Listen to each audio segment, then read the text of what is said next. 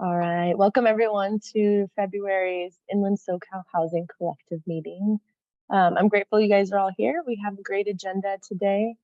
A couple presentations actually lined up today. So to get us started, I have Matt Nissen here from California Housing Partnerships, who's going to talk a little bit about a policy brief that they released, I think, at the end of December about who can afford to rent in California's many regions. So he's going to get started and share. Matt, I just realized I didn't make you co-host. Let me make you co-host real quick. There you go. So you can do that. Thanks, Melanie. Go ahead, take it away. Okay. Thanks, Matt. Great. Let me share my screen. Make sure I have the right. That's always the. Okay, there we go. I think. Can everyone see that? Okay, great. Yep, you're good. Okay. Well, thanks, Melanie. Like Melanie said, my name is Matt Nissen from the California Housing Partnership. And I'm going to talk about a report that came out in December of last year about who can afford to rent California's many regions. I'm a senior research and policy associate with the partnership, joined by our research director, Anthony Vega, who's on the call. I'll be giving the presentation, but we'll both be here to answer any questions that folks might have. Just a quick overview of what I'm gonna go over today is I want to talk about the partnership itself just for a bit so people know what we do. And then I'm going to talk about the report, our methodology, and then the main findings from the report, and then leave some time for discussion and questions at the end. I'm really hoping that the presentation itself will be relatively short, so there's plenty of time for questions folks might have and discussion. So the partnership has been providing training and technical assistance to mission-driven housing professionals for over 30 years. These figures that you see on the right are current as of 2022, and you can find out more about the partnership's work on our website at chvc.net, as well as our Twitter, LinkedIn, and Instagram. We were established by the state legislature in 1988 with our board appointed by the Speaker, Senate, President, and Governor. We're a private nonprofit with no ongoing state funding, and we have a 40-person staff that operates throughout the state. As you might have seen on the previous slide, we've helped private and public housing agencies leverage $30 billion in private and public funding to create and preserve more than 85,000 affordable and sustainable homes. You can see our core equity values as well on our website or the link that's provided here in the presentation. In addition to the financial consulting work that has gone to create those 85,000 units, we also provide policy and research work as well as housing data tools. Our online data tools offer an inventory of subsidized affordable housing in California with state or federal funding, as well as the economic and social benefits that they bring to their local communities.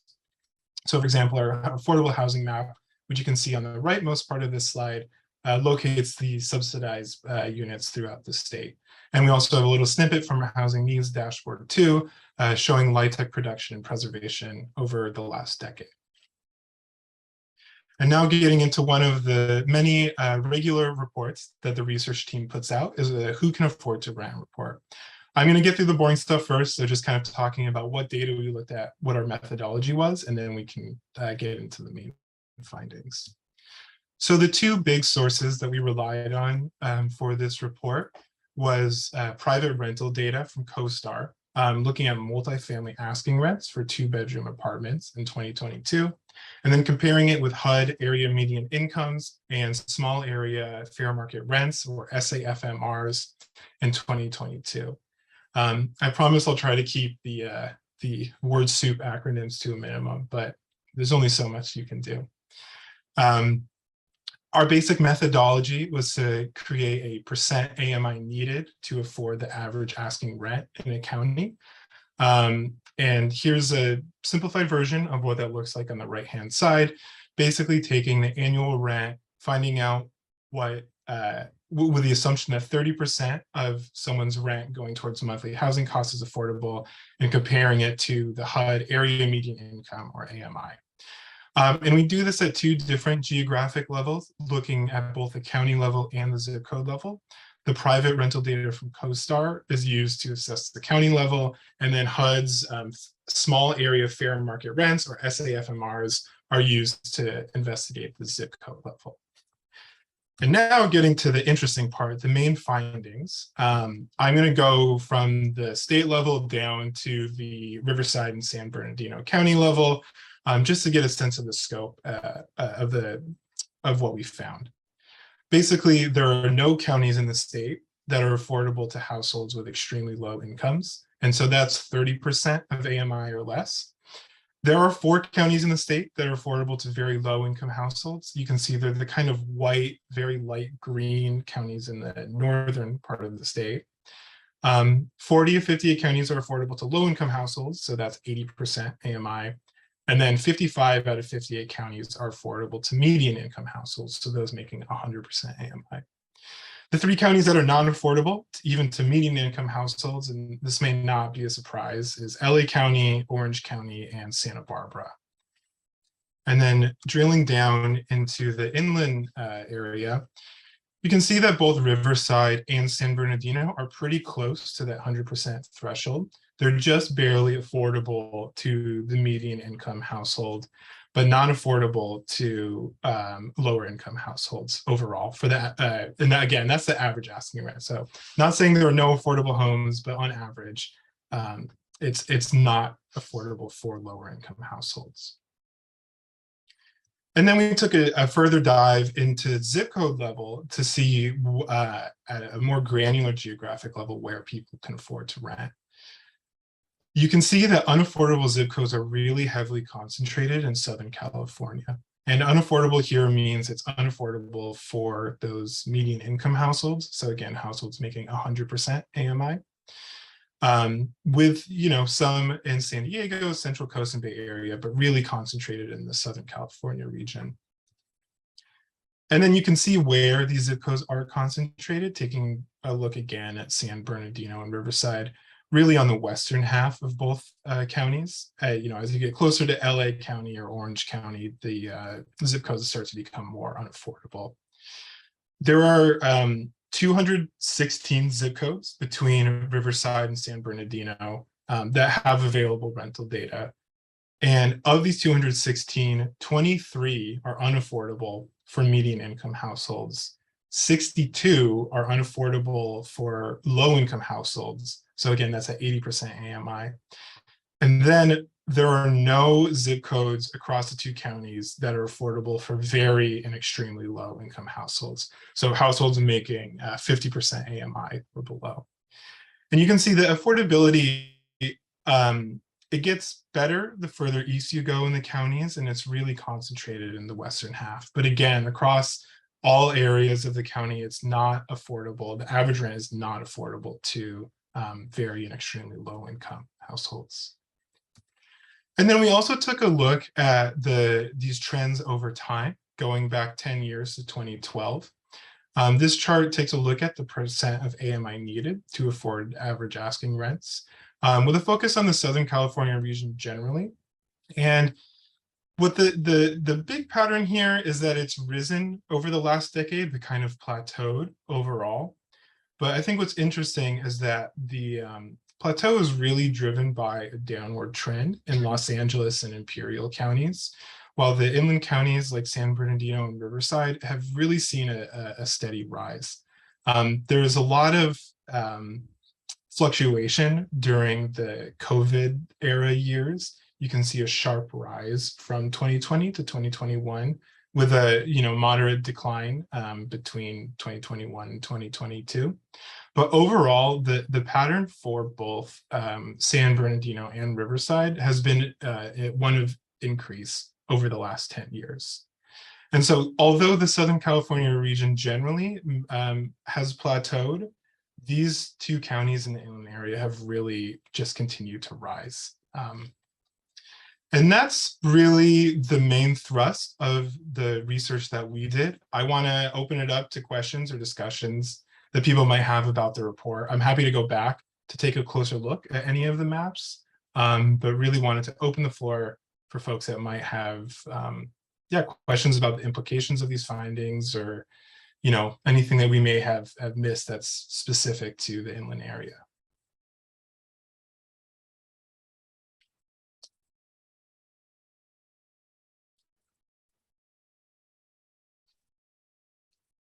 I have a question, Matt. Mhm. So looking at when you guys were taking into consideration the average rents, is that just the overall, do you guys look at like the median cost, or was it connected to some like size, right? To like a 1 bedroom, 2 bedroom? Was it for the average 3 bedroom? How did you guys, and I'm sorry if I missed Yeah, that, but no, how was that determined? Yeah. sure, no worries. Yeah, I may have left that out when I was talking about it, but we looked at 2 bedroom specifically. So it doesn't cover, the full range of housing units in each county, but that is the typical size, is a 2 to 3 bedroom unit in multifamily buildings is, really what we see. So it captures the general trend, but yeah, there might be at different bedroom levels, different patterns. And these are in the median incomes that we looked at are also adjusted to match with the bedroom size as well. So we have a question in the chat to go back to the state map. Sure. So David, do you have a specific question related to the state map? Yes, I'm looking at that, and I know this is talking about affordability to rent, but I'm wondering how much this mirrors home ownership as well. We didn't look into home ownership in this report. Anthony, I'm not sure if you have any thoughts on this, but I imagine that housing costs, both rental and ownership, would rise similarly across counties. Yeah, you do. I mean, although it's not exact, you do find a fairly, like as rents are high, housing costs are typically high as well. And that usually is because when you have a high home ownership cost, like, the price of housing goes up, people can't get housing in terms of purchasing a home. And so then they're driven to the rental market. And so you see not exactly the same trend, but a fairly, relatively correlated trend with rising home prices and rising rents. Yeah, when you look at some of the markets, like in your photo here, you've got the dark, very dark green areas. They're really pushing for HUD to update their model to get towards that 120% for what they consider low income. And what I find is interesting that is that the Bay Area and San Jose, the Oakland, that area is not showing as dark as I would have thought it would have. Yeah, and I think we noticed that too when we were putting together the report. And what's really driving that is the relatively high incomes in the Bay Area compared especially to LA County and other counties in Southern California. So the rents are similar across the two regions, but the median income in the Bay Area is much higher than it is in LA. And so that's why that ratio is so much more stark, especially in LA County, than it is compared to, say, San Francisco or Alameda. Okay. And I think, it's worth pointing out, it doesn't look as, dark on the map, but again, it's not affordable for an extremely low or very low income household to afford rent in San Francisco County or in Los Angeles County. So for those very low income households, it doesn't really matter because they can't afford rent either way. Thank you for your question, David.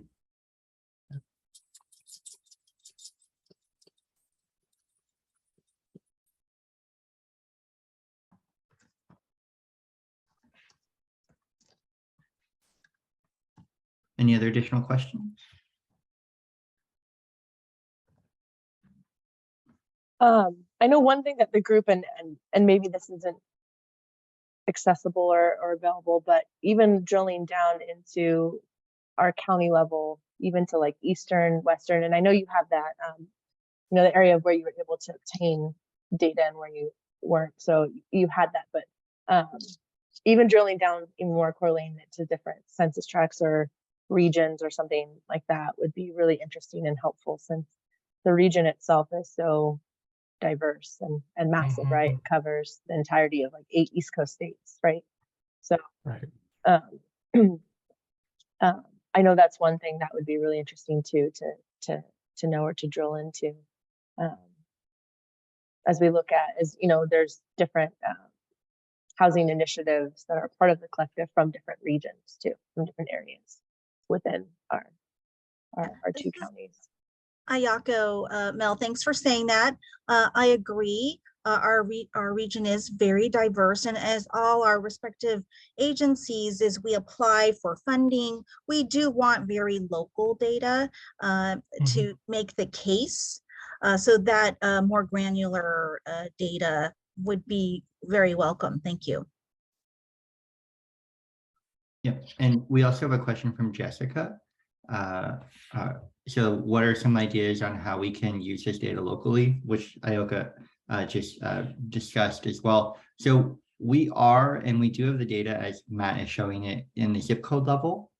That is something that we have available if you wanted to email us to be able to look at zip codes. We just don't present it here because it's just so much, and there's just, there's a lot to go into that. But we're more than happy to share that data if you email us and would like to learn more about that. Another way in which we, when it comes to helping the idea of local ideas, we are always open to learning about local conditions and helping us better understand local conditions to refine our models. So anything you can help us understand from the patterns that you're seeing, or maybe things that you are like, that doesn't look right to me, please let us know. We are very responsive, and we really want to make these data and these maps as helpful as possible to you all. Yeah, and I'll just add to on the question of granular geographic levels. I think one of the reasons we're relying on the zip code SAFMR as opposed to census estimates at the tract level is they're time lagged, so it doesn't keep up with the other rental or media or income data we have. Whereas the SAFMR is updated by HUD every year, so it can keep pace with the other levels of analysis that we do. But yeah, definitely, open, like Anthony said, to other issues that may be or local conditions to help refine our approach. Yeah, I see Damien, you have your hand up.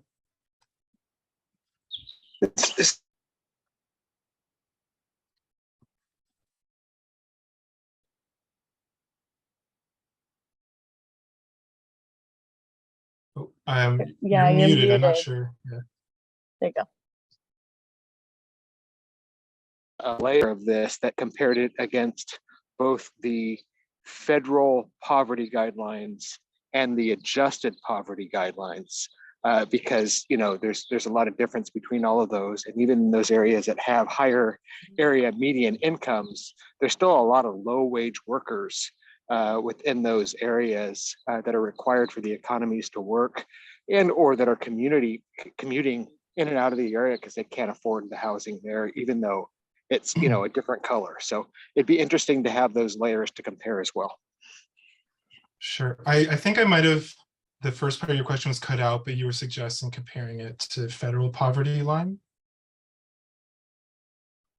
Yeah, so it would be interesting to have a comparison with the federal poverty line and then also the adjusted poverty lines for the state. Sure. Yeah, I guess the adjusted would be taken care of even if just the federal poverty line would be included. Mm-hmm. I know. I think that's a great suggestion, and I think, feel free to chime in, Anthony. But I think the reason we focus on AMI in this report, knowing the limitations of pegging it to median income is that many state and federal funding programs are also pegged to AMI. So helping to put in perspective from that lens in terms of getting funding where it is appropriate to focus. But I agree. Looking at poverty and taking another cut at very and extremely low income households is important in adding nuance to this narrative. And then What was the date? What was the date on this data again? It's all 2022. Okay, thanks. Yeah, it's the most recent data that we were able to extract. Yeah.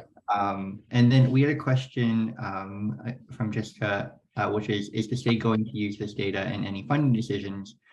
So we provide consultation when asked to legislature and the state.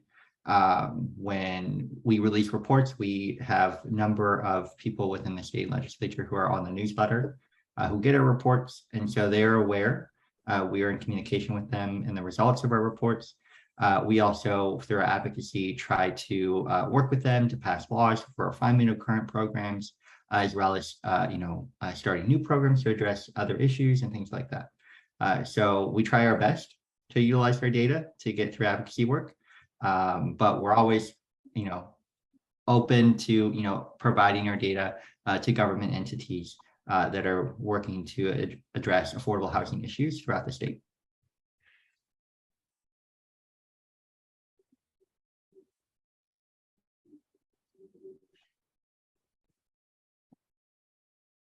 Any other questions? Yeah, I was about to say we probably have time for one more question if there is. But I was hoping you guys, while we give people a minute to ponder any last minute questions, was hoping you guys could place your email and contact information in just the chat, so it's a little bit acceptable. It's a little bit easier to copy. Just in case if there's anyone, I know we have groups in here that are looking to, oh, that works too, that are looking to apply for funds, and using this data and at a local level is super helpful. So this way they have your contact information and could reach out with specific zip codes that they may desire to abstract or to include, especially if there's some people that have already gone to lobby and some that are still planning to talk with some of the legislators. This might be a great piece of information they can leverage too for their local service area. So. And I just seen a question from Natalie. So this continuing request to increase voucher amount seems to be an endless loop. Do we have any information about who owns this housing and their profit from these rent increases? So I'll answer that question. So we know who owns the housing if it's subsidized. So we have in our preservation database who owns each of the housings. So I mean, we haven't done a look at that, but we could look at the idea of who owns the housing. It's kind of hard and difficult to get profit though. Profit, we would have to estimate what profit means for each one of these housing areas based on probably asking rents. Second question, or is it that there has been a steep increase in new construction targeting higher income renters? So we have seen increase in every year. You can see for the higher income renters who are 100% AMI or 120% AMI. If you look at their RENA, they meet their goals for that pretty much across the board, across counties. It is the goals for low income renters and extremely low income renters and all of them who don't have their goals met for housing that is built for most years. So the goals for higher income, yeah, typically those are met most years. And you can see that in our housing needs dashboard. Across every county. So we have a chart that looks at RENA goals and the progress towards their RENA goals. So I'll drop it in the chat for you all.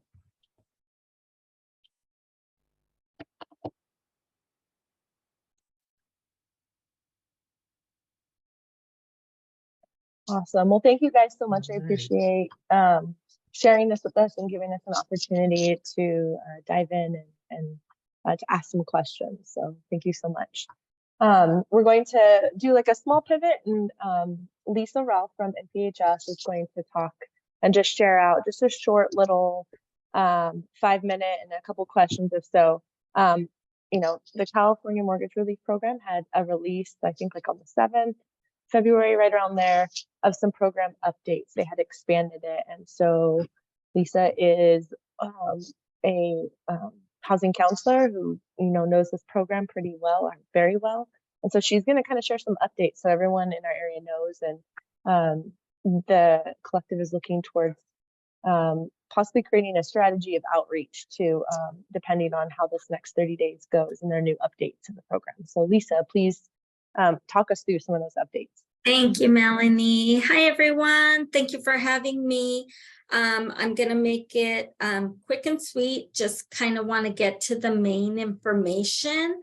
For anyone, any of the counselors out there, this is kind of a big deal because if you are a counselor, you know that we've struggled to try to get a lot of clients approved for the mortgage relief. The barriers were many. I mean, there were so many barriers to be able to, you had to fit into this really small hole to be able to qualify.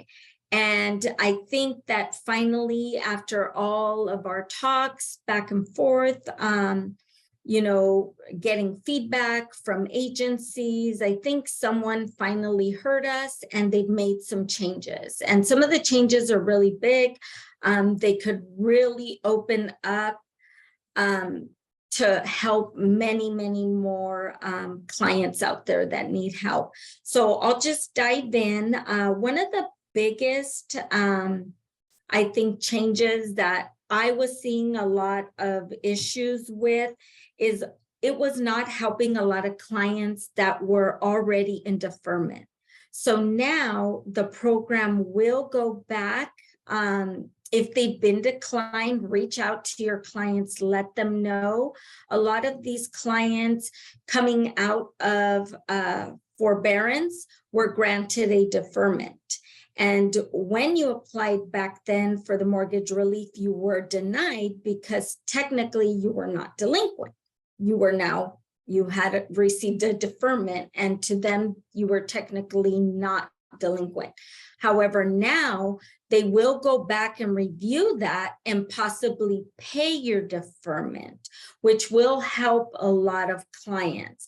So if you had a client that was denied before because they had received a deferment, go back and review them, have them reapply because they can possibly get help now with that. One of the other changes is they're now eligible if you have up to 4 units, where before it was very specific. So now someone that has up to 4 units can still qualify as well as, let's see, including houses, condos, permanently affixed manufactured homes. They do have to be permanently affixed. ADUs, duplex, and triplex or fourplex. So that's a big deal because before it was very limited. So now they've opened it up a little bit broader and a lot more people can qualify. One of the other things is if someone has already been approved, let's say they were able to get help and they paid their delinquency. But maybe now, and this can apply to a lot of maybe reverse mortgage clients, maybe they got delinquent on their taxes now, or just regular. Maybe someone wasn't able to pay their taxes and now they're delinquent on their taxes. The program will now help up to $20,000 on property taxes. So that's good. Reverse mortgage, it will go up to $80,000 to help with late taxes and homeowners insurance for reverse mortgage. Partial claim loan deferments up to $80,000 to reduce or eliminate the partial claim for a second mortgage or a loan deferral. The other thing that I want to add is if, for example, they've already been helped, maybe they received $30,000. They still have up to $80,000. So they can go back and apply. Let's say they became delinquent on their taxes. They can still apply to be able to get those taxes paid if they qualify. And as long as they don't go over the 80,000 total. So if they've already used 30, there's still 50,000 available for them to be able to use. But for the most part, those are the big changes. For us, I know it's a really big deal. We contacted a lot of clients who weren't able to get help the first time around, and possibly hoping to get them some kind of relief this time around. So I encourage you all to reach out to your clients and see if maybe you can help this time around. Does anyone have any questions?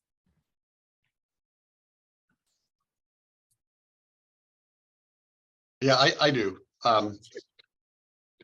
Is NPHS experiencing, and I guess this opens it up for NPHS or NHSIE or Springboard or any others that are on this call, but what are we seeing in response time, first of all, from the mortgage relief program? And number two, how well are they staying engaged with us, with you, the provider, with the servicer or the counselor? How well are they communicating? Because we haven't seen it, and I'm biased because I'm comparing it to old school when it was all done at Springboard, Right. through the what was it? Keep Your Home California. So Yeah. I'm comparing to that, and it's no comparison. So Right. are we all seeing the Absolutely, same does not thing? compare. So for us, I'll be very honest with you. California Mortgage Relief is not going to reach out to you. The only times that I've had California Mortgage Relief reach out to me is because they are doing a warm transfer of a client over to me. And that's when they contact me. Now, how we stay engaged is I have the client meet with me. We prepare everything and we upload their documents together. We apply for everything together. I educate my client, let them know, listen, they're going to be reaching out to you. You're going to be receiving emails. You're going to be receiving texts from them. You may even receive a phone call, but most of my clients, they're been in contact with them by email. So I alert my clients to know that as soon as they receive something, they need to engage me, because otherwise the engagement is really only with the client and California Mortgage Relief. So they're But not I'll be speaking with very the honest. lender, well, the I'm sorry? service, they're not speaking with the servicer at all then either, are they? They only speak to the servicer when they need to know what needs to get paid off. There really is no, it's not like the the Keep Your Home California, where it was constant engagement together. This, in my experience, has not been that way. Okay, They good. do Same here. everything. They figure out whether the client's going to qualify or not. And then towards the end, they contact the servicer to find out exactly what is owed and how the money will get to the servicer. And that's the same thing that you're seeing, Linda Jackson, that's the same thing that you're seeing, and Melinda, your same thing that you're seeing? No, it was a little different for me because I'm funded by Cal HFA. And so every month we would have monthly calls about what we saw needed to be improved, how it could be better improved. And so I know for a reason that's probably why they're doing a lot of changes. There have updates to come, but we can't talk about what those other updates are. I was on a call and I was told can't talk about it right now. So you'll see some more changes. We spent 269 million of the 1 billion. And so this is the reason why they are making all of these changes, because our goal, we just had a meeting, our goal is to get rid of this money. And so they do want to hear back. If you hear anything, feel free to call me or whatever. I don't want a lot of calls because I can't pick up the phone, of course, and get some answers. But just keep pushing it, and you're doing an excellent job going back to all your clients who got denied and new programs, and just raise the awareness. Just keep raising the awareness, because we only spend 269 million of that billion. So we got to really push it. So great job.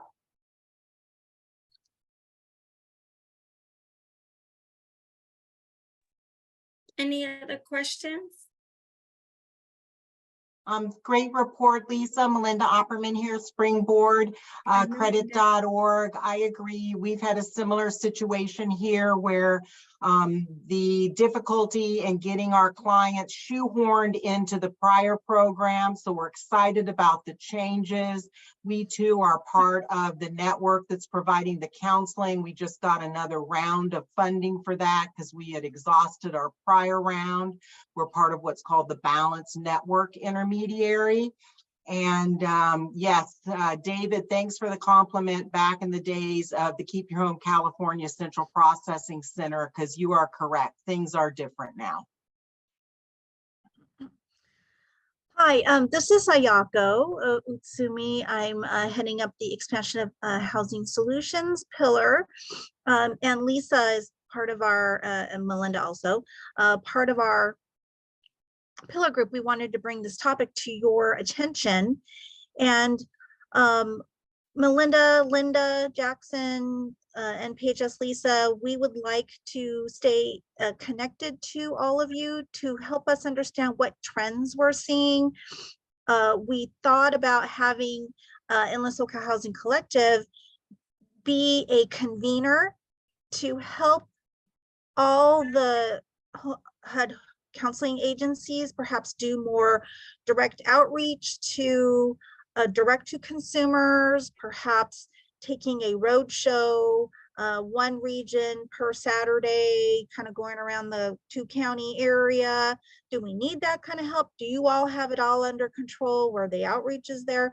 So please do keep in mind that Inland SoCal Housing Collective is here to help perhaps organize some kind of a convening, some kind of a workshop for home mortgage holders to help get that word out. Any thoughts on that? Yes, we do that and have been doing that. We've been working with Cal HFA, I think going on our 3rd year. We do what's called pop-ups. Mm-hmm. And we do a lot of pop-ups, and so we meet the people where they are. Doing the rental work, we got funded for that, and we would go to the apartment buildings, meet with the managers, property management companies, and we would, you know, start right there on the ground. So really meeting them where they are. We just had a webinar with 138 pastors and 81 churches, and so we get into the churches to do this work to raise the awareness. So yes, we are doing the work and we have been doing the work. And the thing about this is different from Keep Your Home California. This money is free money. You don't have to give this back. And so these are grants. So they're giving you the money. So that's what we've been doing ever since we were funded under Cal HFA. To do this work, and we started then to do pop-ups and just meeting the people where they are, getting fit in where the churches are doing whatever they're doing. I just left the church today to be here to talk, to see what's going on here. So yeah, we're doing the work and have been for the past almost 15 years. So nothing's changed. This is like the mortgage crisis, but this is a life and death crisis because it was COVID related. So that's the important thing here. Great, thank you. Melinda? I like that Linda brought up about the free money. You don't have to give it back if you have an early sale on a home, etc. And that was thanks to input from all of us that were in the front lines with Keep Your Home California. Some of you on this call may remember the right arm to Di Richardson up at Cal HFA was Jean Mills. She was overseeing the program, and we were able to give her a lot of the feedback about the difficulty on having to do these later lien releases, etc. We actually still have a skeleton crew that was the residual from Springboard that periodically has to fly up to Sacramento and handle some of those old lien releases. So the new method is much improved, and it's thanks to, you know, the work that was done during the last housing crisis. So good point there, Linda. Thanks. Okay, so I'm not hearing that there seems to be a desire for ISKI to kind of help organize some pop-up type convenings all around the 2-county there. So we will just continue to monitor and see where we go. Thank you. Thank you, everyone. And Linda, I plan on reaching out to you and see how we could connect you with the Pillar Group, right? To just so that way we know how we can support your leadership in this space too. All right. So thank you for sharing. We're gonna transition to Kurt Lewis, who is here to share a little bit for us. So I'm gonna also share my screen. So while you get started, Kurt, I'll start doing that. Thank you for coming. Okay, good morning. Good afternoon, everybody. I hope you can hear me. I'm having some terrible problems with my stability today. I don't know, I'm keep coming in and out. I'm not going to be able to share my screen here, but what I do want to do was to let Melinda know that Congressman Aguilar was happy to support the Savings Week that you're, thank you, Melanie, that you're involved with. And so he's provided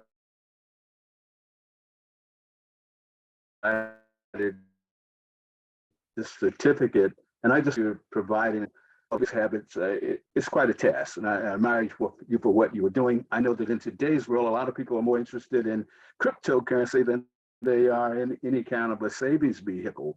And so what you're doing to bring people back down to earth and let them know that there are the fundamentals that they need to take care of first, and maybe a place in their portfolio for that kind of stuff.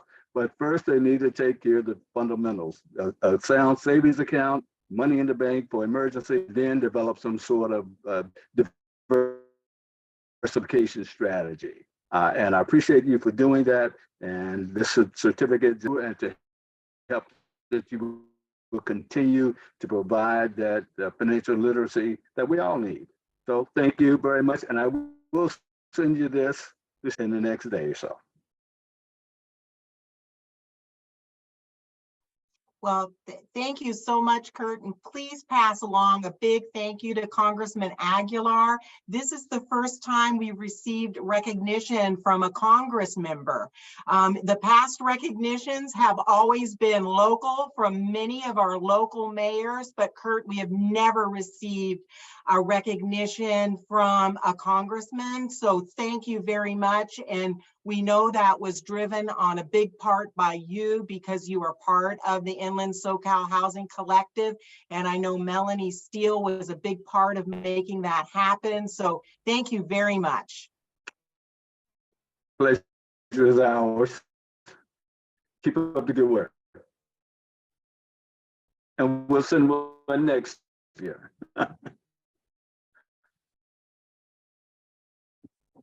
Awesome. Thank you, Kurt Lewis from Pete Aguilar's office. We appreciate you jumping on. Good. And thank you so much. So I am, this is a great segue to welcome Melinda and Jessica from credit.org to talk a little bit more about, what is America Saves. I actually dropped a link in to our website where we have a little blurb on there. We're a part of the America Saves campaign. And there's a spot where you can download a pledge sheet. So we do this annually. So in the background is, not Jessica, Jennifer and Melinda. Sorry, Jennifer. But where we can go ahead and if you have a chance to get that sheet on our website, it's the pledge. You can go in there and put something while Melinda's sharing out about America Saves. Maybe write something on, and at the end of the meeting, like around 2, we'll kind of see if they have it printed or if it's just a sheet of paper, hold it up for your cameras. And we like to take a screenshot, a photo of that and post that every year. You'll see it on our website too, if you use that link. So while Melinda is sharing out, I encourage you guys to print that out or create your own sheet and write something you want to pledge, to save for this year. And we'll take a photo in probably like 10 minutes. Go ahead, Well, Melinda. Thank you. Thanks, Melanie. I am going to introduce Jennifer Rodriguez, who is from credit.org. She's going to do the presentation, but yes, I've got my sign ready to go. I see David Hahn there. I want to know he's got his sign ready to go. For those of you that aren't aware, Jennifer Rodriguez is a nationwide award-winning counselor. We're so proud of her achievements and her leadership in the financial capability space. So I'm going to go ahead and go off camera and let Jennifer take it away. Thanks. Thank you, Melinda. And also, Melanie, thank you so much for giving us this space to be able to share with you what we have today for the Inland Empire Saves. But I was wondering if you could allow me to share my screen.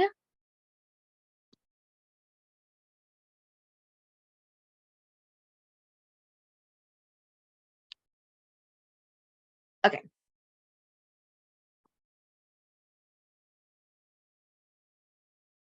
All right, looks like we're doing good. All right, great. So thank you, Melinda, for that introduction. So yes, my name is Jennifer Rodriguez, and I am the Education and Outreach Coordinator for credit.org. And we're very excited about this week because this week is, or not this week, but the week that's coming up is America Saves Week. And so we've actually been spearheading the local campaign for the Inland Empire now for quite some time. We became familiar or aware of America Saves and everything they did back in 2012.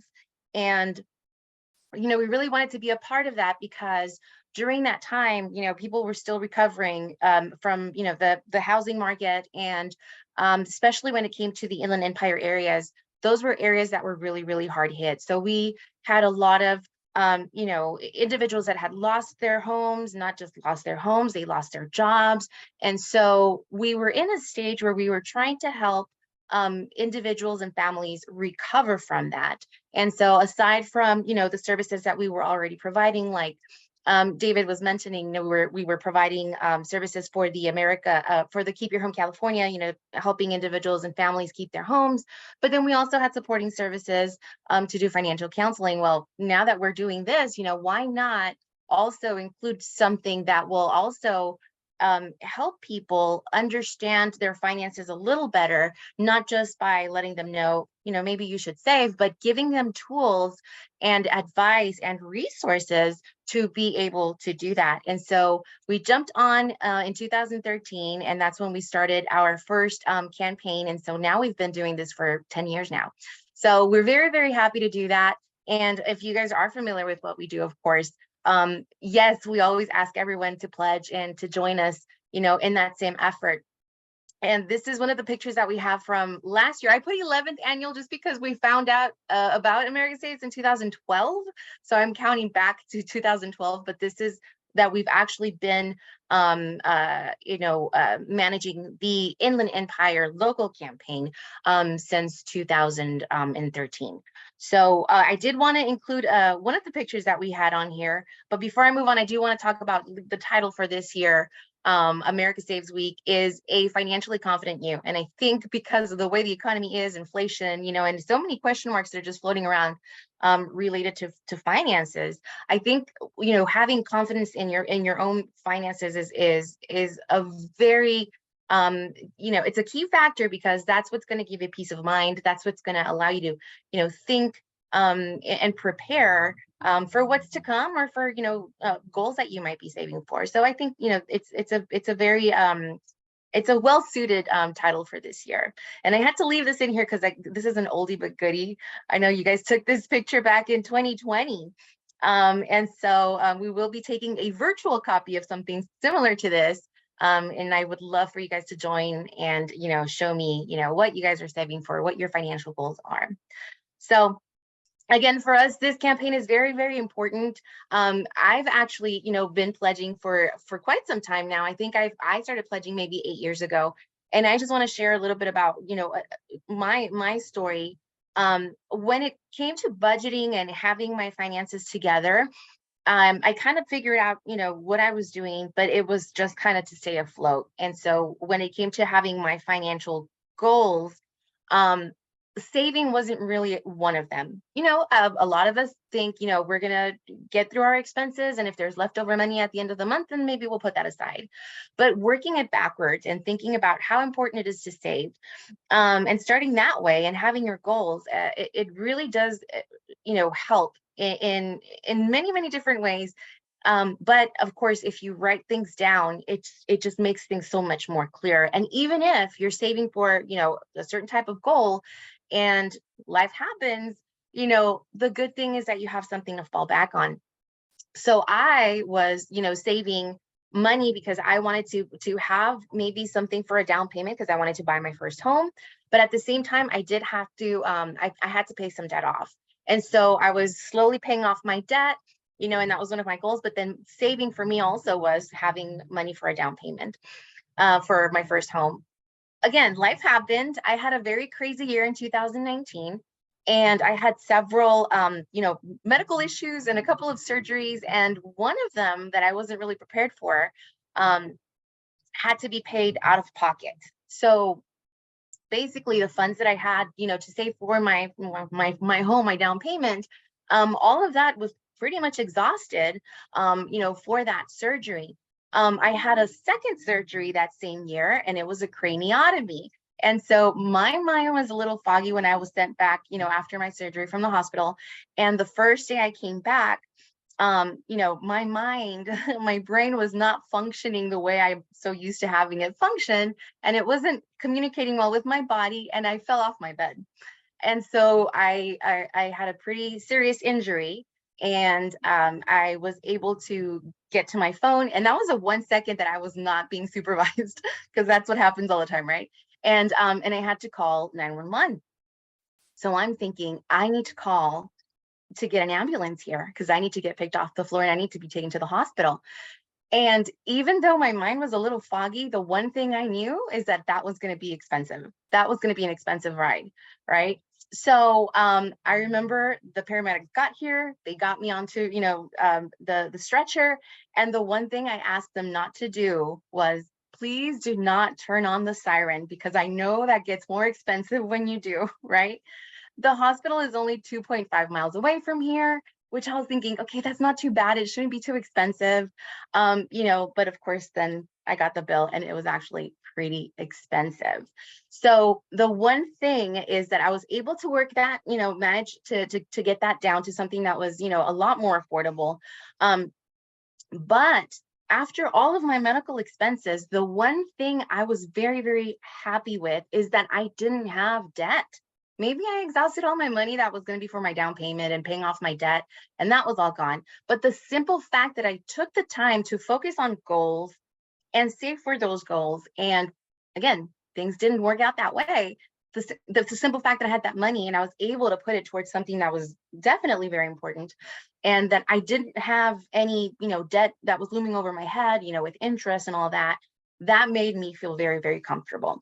And so we have emergencies. Sometimes we have some goals, right? So as long as we are able to get into the habit of putting money aside, you know, for various different things, I think it's something that's very important when it comes to, you know, you being able to have, you know, a financial future that's very stable, right? So again, one of the things that we recommend, especially when it comes, you know, to America Saves and Inland Empire Saves, is getting into that habit of knowing that sometimes you will need money, whether it's something you planned for or something you didn't plan for. But, you know, having that mindset that you will need that money that you're setting aside is very important. Sometimes people think, you know, I'm going to live forever. I don't need to think about retirement. And like Melinda posted up, you know, she's thinking about her 401k already, you know. Like I said, initially, what our goal was is stability, you know, stability in the Inland Empire. There were a lot of people that lost their homes back, you know, back in the day. And so we knew already that individuals had to get back on their feet and sometimes, you know, get back into the housing market. And so helping them with the tools to do that, the resources to do that, you know, that was very important to us.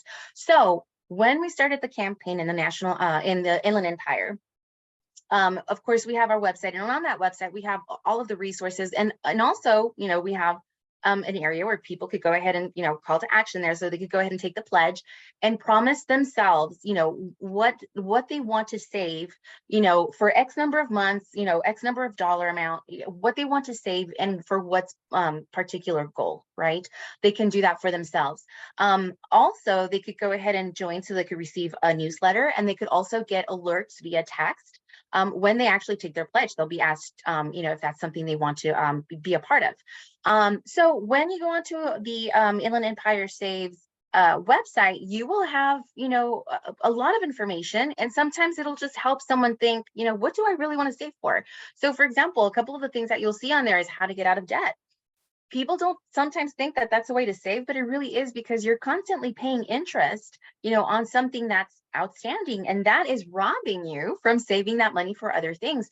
But if you can tackle that debt and pay that off, and then start saving for other things, that's definitely going to help out. So getting out of debt, saving for a home, maybe for large purchases, saving for more emergencies or retirement or the education for you or your children, those are important things. The really nice thing about having this information on our website is that it's not just something that's there. When you click on the one thing that you would like to save on, large purchases or for emergencies, it actually gives you tools and resources, because it links to all of that information right from the page. So it's really, really nice. Now, why, this effort and, doing this annual campaign and, doing the America Saves Weeks, why is it so important? It's because it's, the one time that we all, as a nation, all the other agencies that are also participating in their own local events, that they all come together and they do education and they share these resources. And we all cover basically, a couple of things. We go through the theme of the year, and then we do the classes Monday through Friday for the whole entire week. And so for this year, we have saving automatically, which is important because sometimes, sometimes you feel like saving is something forcefully that you have to bring yourself to do. But if you could save automatically and you don't see that money coming out of your pocket or coming out of your savings account or checking account, it's something that you could do easily to start preparing and saving, for your goals. Saving for the unexpected. So like I said, sometimes, you're young at heart, but your body isn't, and you're going to have some expenses maybe later on, or maybe your home will have some really expensive repairs that are, soon to come up. So, those are important things. Saving for major milestones, like I said, purchasing your first home, getting your new car, getting your education, retirement, all of those things. Paying down debt is saving. So we talked about that a little bit earlier, right? It's so important to pay off debt just because you're not constantly, having to pay that money towards the interest. And then saving at any age. Sometimes people think, I'm too old to save, or I'm too young to save. I shouldn't even be thinking about that right now. Or why save? I'm not going to make myself a millionaire. That's not the point, right? Starting at any age is very important, because you will always need to have access to that money, whether it be, again, a financial goal or any type of emergency. It's always good to have, that peace of mind that you have something to fall back on. So when it comes to the Inland Empire and the pledges that we received, the number one pledge that individuals made was to save for a family emergency fund, which really makes sense. And, as the years go, depending on what's going on with the economy, you will get to see how these goals actually change with time. So the second goal was home ownership. And then the third goal we had was debt repayment. In the national level, because America Saves is a national entity, a national initiative. And as a nation, the number one goal was to save just general savings, right? And then the number two was emergency savings. And number three, I think we all need this after the pandemic, right? Vacation or special events. So, vacation is really nice. Special events, I've seen a lot of weddings now after the pandemic. So, having money for those special events is very important. So, again, America Saves does continue to provide information, tools, tips, resources, strategies as to how to, be able to save successfully. And one of the many ways that we do this is by, pledging. So when you pledge, again, you're making that promise to yourself that you are going to, have access, or not have access, but benefit from these resources that are provided, so you could go ahead and learn some new habits and new skills when it comes to actually saving. So how can you pledge? You know, we have our paper form when we do any, you know, local events when we're out and about in public. Also our little QR code. This is really nice because it takes you directly to our Inland Empire Saves .org website, and then you also have, you know, access to making your pledge directly from our website there, and then you also have access to, you know, all of the information that and the resources that we have to offer. So I know that we were talking about doing the little paper. If you guys, I don't know if you guys have either a blank sheet of paper where you could kind of write what your goal is to save this year, or if you actually had access to print out the little chat bubble that Melinda was sharing. Yeah, I just dropped it in the chat again. That's on our website. We have a little America Saves blurb with the form. So if you guys want to print it, or if you just have a piece of paper and just want to write it real quick, something that you want to save for, we like to, I'll throw it up like this. And then it's kind of tricky though, sometimes with Zoom, you got to put it. It gets a little blurry. Yeah, you got to find the sweet spot. But we'll go off sharing. Actually, Jennifer, can you go off sharing real quick? And then that way it'll kind of be the, we'll get the, I guess, 4x5 photos of everyone. If you go off camera, if you have it, that'd be great. If not, you could still go off camera and just smile, because we all like America Saves Week, and throw them up if you all have a chance. So I'll start it off. We'll take a picture soon. I'll give you guys just another minute to fill that out. One minute. Okay. Yeah. I'll give you guys all a minute to do that, and we could all make sure that we're camera ready so we could take a photo. Close this.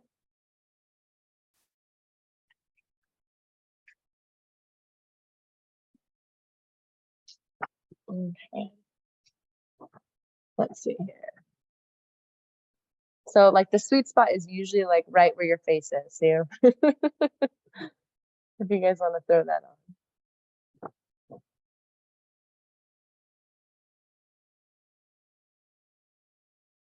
What to do then?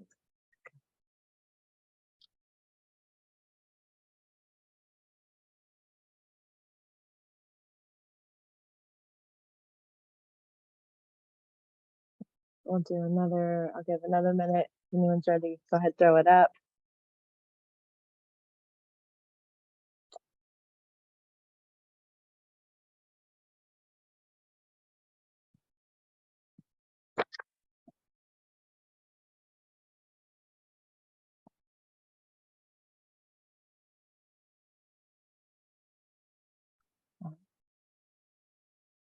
Are you guys ready? Are people ready? You guys want to throw them up? You have them?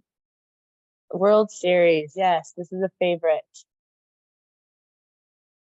of David's. Okay, let's see if I could do this. Let's see. I'm going to. There we go. Oh, there we go. We could see you, Linda. All right. Anyone else? Joel, you're coming too. Awesome. Okay, let's see here. All right, on the count of 3. 1, 2, 3. Oh, hold on. I'll wait a second. There are a few more people. Lisa Hill. Hold on. I'll wait till yours is up. Okay, we'll try it one more time. Ready?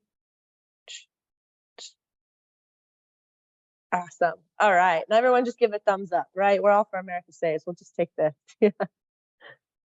All right, cool. Thank you guys for this. Thank you, everyone. I'll send this over to you, Jennifer and Melinda. And we always put it on our website every year and update it. So thanks for sharing. So we have just another small presentation from oh, there we, okay, good. I just wanted to make sure you're still on, Jeanette. Sorry, everyone's been rearranged. So the Inland SoCal Housing Collective is a part of BankOn, the Inland SoCal BankOn coalition. And this work is held within our wealth building preservation pillar.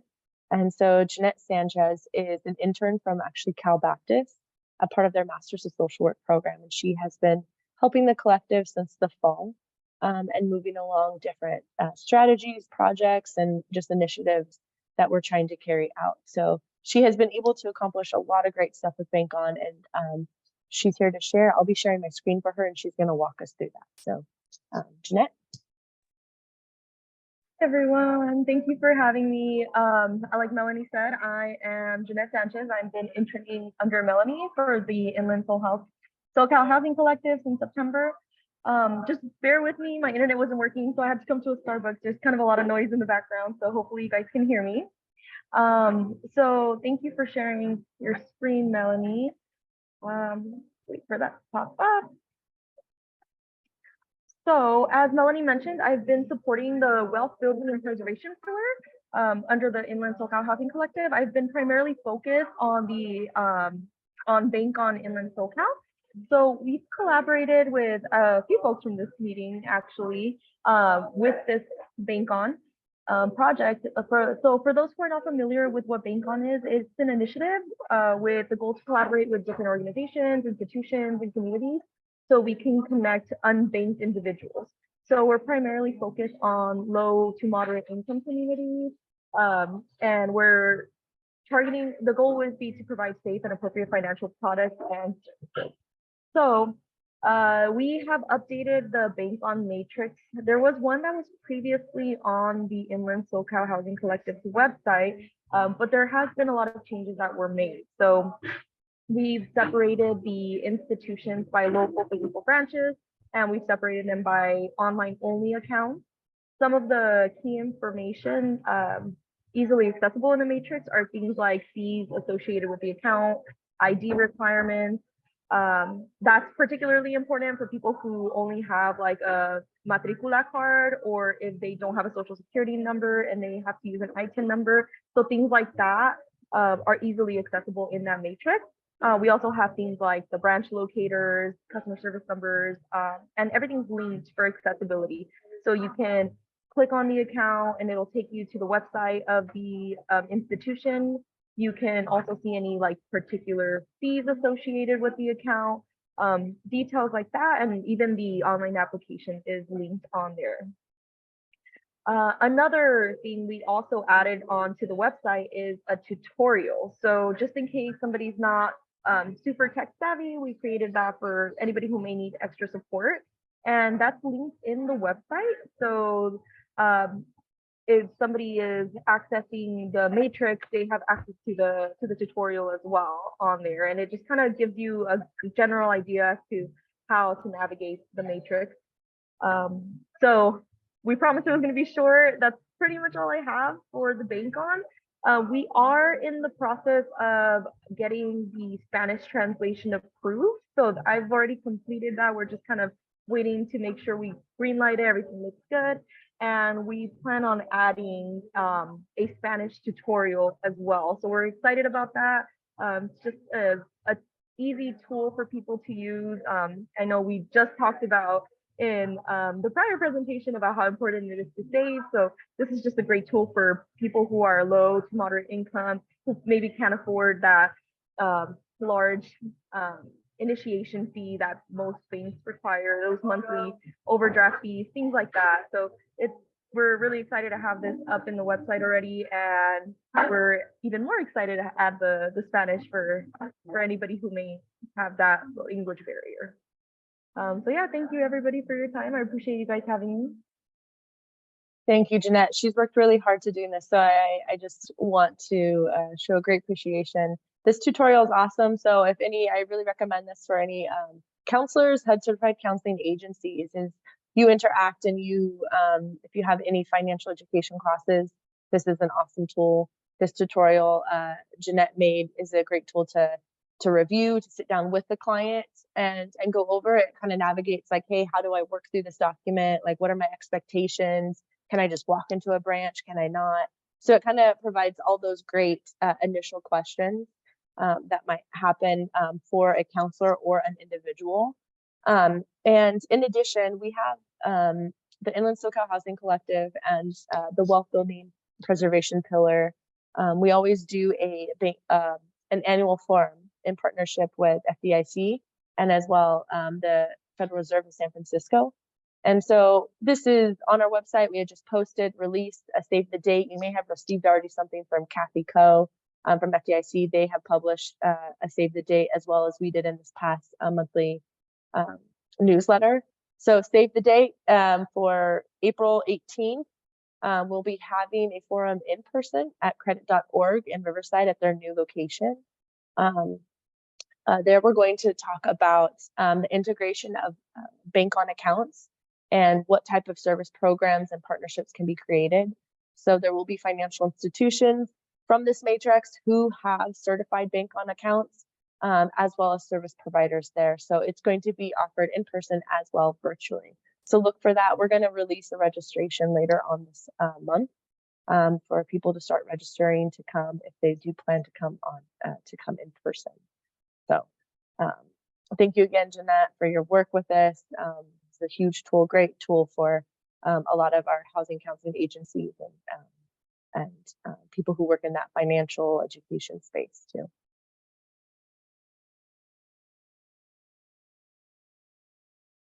All right. So in this last 15 minutes, it's an opportunity for people to share out any announcements, any updates from the pillar that need to be known. I know we have a few people left from the pillar, but this is just some open space. If there's any pillar updates that need to happen, we can kind of just do that real briefly. And also for any partners who have an update, you can make that known. Melanie, this is Ayako. Can you hear me? Yes, we can. Okay, I apologize. I'm driving.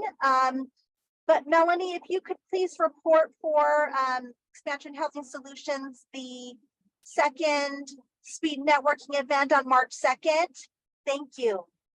Awesome. I will gladly do that. I was kind of just waiting to see if you would like to, but if you're driving, I totally got it. So we have the Expansion of Housing Solutions pillar has been working on their second networking event for affordable housing. We're going to have it at the Civil Rights Institute, Southern California.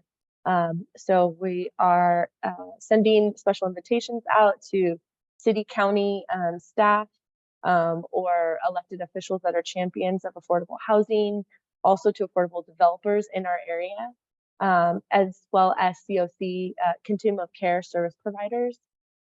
We're inviting them all to come to this networking event on Thursday, March 2nd from 2 to 4:30, where we're going to have some open networking opportunity as well as some programmed networking where we want people to just meet, to talk and to organically create some partnerships or just relationships.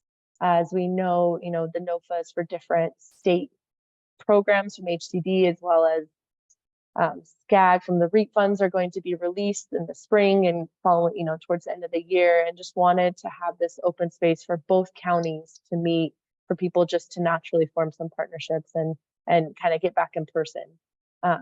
So this is an event that requires registration because we have a max on the number of attendees. We're asking that 2 people from each org max attends. We don't really have the space, I think, for 5 people from a certain organization to come, but 2 from each. And with that registration, we also are asking or requiring a profile, survey profile, which kind of gives us just a background of the organization, what type of entity and what type of affordable housing services or solutions are you seeking. We put it together in an ebook and provide it to everyone prior to the event so they can kind of look through and see where there might be some good matches. So yeah, so please look for that. We have that post on our website, and I've started to send out some outreach and some invitations to groups. So keep an eye out for that.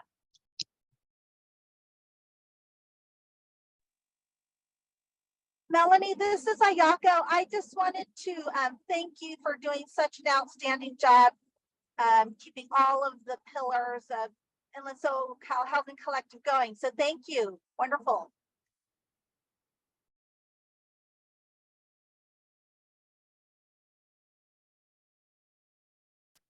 Thank you, Ayaka. Well, if there's any other thing that needs to be said, I'll be hanging on. It looks like some people are jumping off. So we do have an extra 10 minutes. I'm going to hang around. If there's any questions or anyone wants to discuss anything or has an idea, I'll be here. But thank you guys all for coming. I look forward to seeing you all next month.